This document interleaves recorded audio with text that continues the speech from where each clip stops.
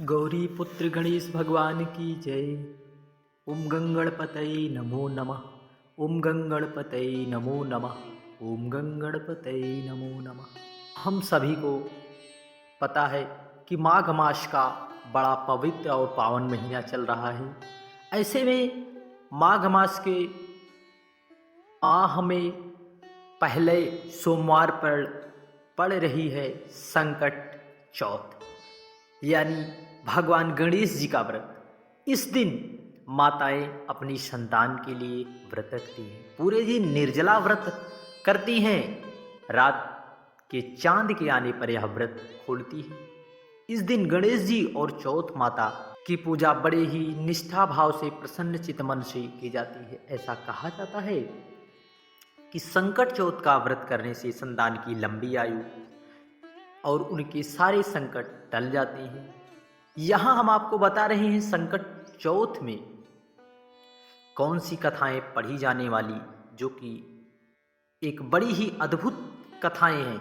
इस व्रत में खास तौर पर एक देवरानी जेठानी वाली संकट माता की कहानी पढ़ी जाती है, तो दूसरी तरफ गणेश जी और बुढ़िया माई की कहानी पढ़ी जाती है। आइए हम सभी लोग इन कथाओं को बड़े ही प्रसन्न चित्त भाव से भगवान श्री गणेश जी का स्मरण करते हुए मन मस्तिष्क में भगवान गणेश जी की छवि को बसाते हुए जितनी भी माताएं बहनें इस व्रत को धारण कर रही हैं वे कथा को संपूर्ण अवश्य सुने, क्योंकि कथा सुनने का भी विशेष फल बताया गया है। यदि व्रत कर लिया जाए और कथा न श्रवण की जाए तो समझ लीजिए कि व्रत का फल हमें पूर्ण नहीं मिलता।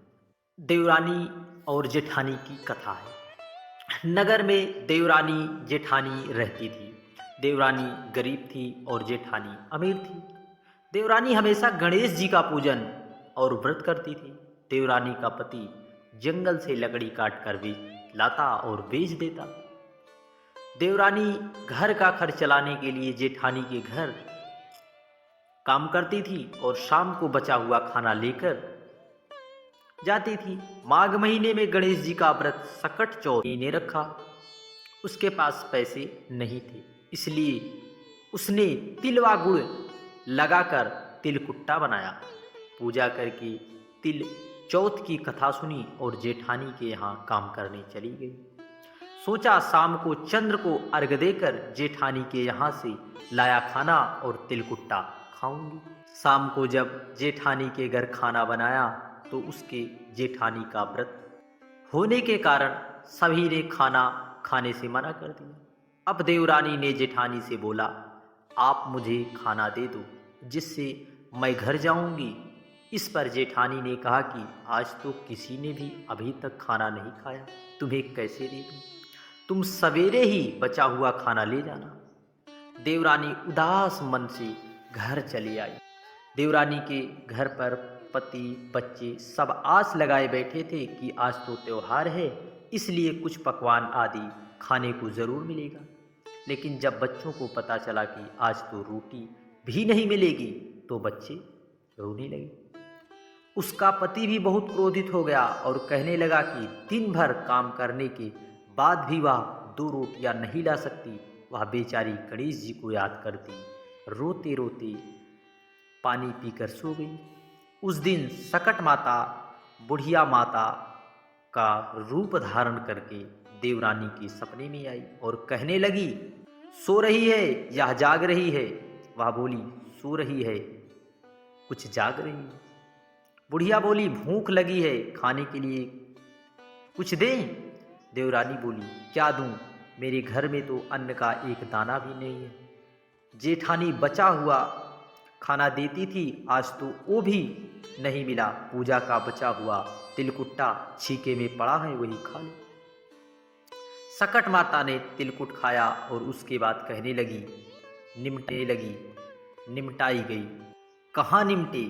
उसने कहा, यह खाली झोपड़ी है, आप कहीं भी जा सकती हो, जहाँ इच्छा हो वहाँ निमट लो। फिर सकट माता बोली, अब कहाँ पहुँचूँ? अब देवरानी को बहुत गुस्सा आया कि उन्हें कब से परेशान किया जा रहा है। सो बोली कि मेरी साड़ी से पोंछ लो। देवरानी जब सुबह उठी तो यह देखकर हैरान रह गई कि पूरा घर हीरा और मोतियों से जगमगा उठा। उस दिन देवरानी जेठानी के काम करने नहीं गई। जेठानी ने कुछ देर तो राह देखी, फिर बच्चों को देवरानी को बुलाने भेज दिया। जेठानी ने सोचा कल खाना नहीं दिया था, इसलिए शायद वह बुरा मान गई होगी। बच्चे बुलाने गए। देवरानी ने कहा कि बेटा, बहुत दिन से तेरी माँ यहाँ काम कर लिया है। बच्चों ने घर जाकर माँ से कहा कि चाची का पूरा घर हीरे और मोती से जगमगा उठा है। जेठानी दौड़कर देवरानी के पास आई और पूछा कि यह सब कैसे हो गया। देवरानी ने उसके साथ जो हुआ सब कह डाला। उसने भी वैसे ही करने की सोची। उसने भी सकट चौथ के दिन तिलकुट बनाया। रात को सकट माता उसके भी सपने में आई और बोली, भूख लगी है, मैं क्या खाऊं। जेठानी ने कहा कि आपके लिए छीके में रखा है फल और मेवे, जो चाहे खा लो। सकट माता बोली, अब निमटे कहाँ। जेठानी बोली, इस महल में कहीं भी निमट लो। फिर उन्होंने बोला कि अब पूछूं कहाँ। जेठानी बोली, कहीं भी पूछ लो। सुबह जब जेठानी उठी तो घर में बदबू गंदगी के अलावा कुछ नहीं थी। हे सकट माता, जैसे आपने देवरानी पर कृपा की वैसे सब पर कृपा करना। दूसरी कथा। एक बुढ़िया थी, वह बहुत गरीब और दृष्टिहीन थी। उसने एक बेटा और बहू थी। वह बुढ़िया सदैव गणेश जी का पूजन किया करती। एक दिन गणेश जी प्रकट होकर उस बुढ़िया से बोली, बुढ़िया माँ, तू जो चाहे मांग ले। बुढ़िया बोली, मुझसे तो मांगना नहीं आता, कैसे और क्या मांगूं। तब गणेश जी बोले, अपने बहू बेटे से पूछकर मांग ले। तब बुढ़िया ने अपने बेटे से कहा, गणेश जी कहते हैं तू कुछ मांग ले, बता मैं क्या मांग लूं। बुढ़िया बोली। पुत्र ने कहा, माँ तू धन मांग ले। बहू से पूछा तो बेटे ने नाती मांग ले। तब बुढ़िया ने सोचा कि ये अपने ही अपने मतलब की बात कर रहे हैं, अतः उस बुढ़िया ने पड़ोसन से पूछा तो उन्होंने कहा, बुढ़िया तू तो थोड़े दिन जिएगी, क्यों तू धन मांगे, और नाती तू तो अपनी आंखों की रोशनी मांग ले, जिससे तेरी जिंदगी आसान हो जाए, आंख से दिख जाए। तब बुढ़िया ने सोचा कि ये तो अपने मतलब की बात कर रहे हैं, अतः बुढ़िया ने पड़ोसन से पूछा। तब पड़ोसन ने उसे बताया, तू आंख की रोशनी मांग ले, जिससे तेरी जिंदगी आराम से कट जाए।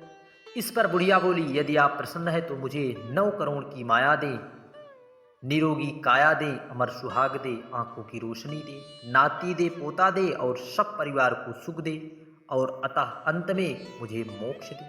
यह सुनकर गणेश जी बोले, बुढ़िया माँ, तुमने तो हमें ठग लिया, फिर भी जो तूने मांगा है वचन के अनुसार सब मिलेगा। और यह कहकर गणेश जी अंतर्ध्यान हो गए। उधर बुढ़िया माँ ने जो कुछ मांगा सब उन्हें गणेश जी महाराज, जैसे तुमने उस बुढ़िया माँ को सब कुछ दिया वैसे ही सबको प्रदान करना। आइए इस व्रत पर दूसरी बड़ी पवित्र पावन कथा को हम सभी लोग श्रवण करते हैं। एक बार माता पार्वती ने अपने मैल से एक बालक का निर्माण किया, जिसे विनायक नाम दिया। उस बालक को द्वार पर खड़ा कर माता पार्वती स्नान करने चली गई। जब भगवान शिव वहां आए तो बालक विनायक ने उन्हें अंदर जाने से रोक दिया। तब क्रोध में आकर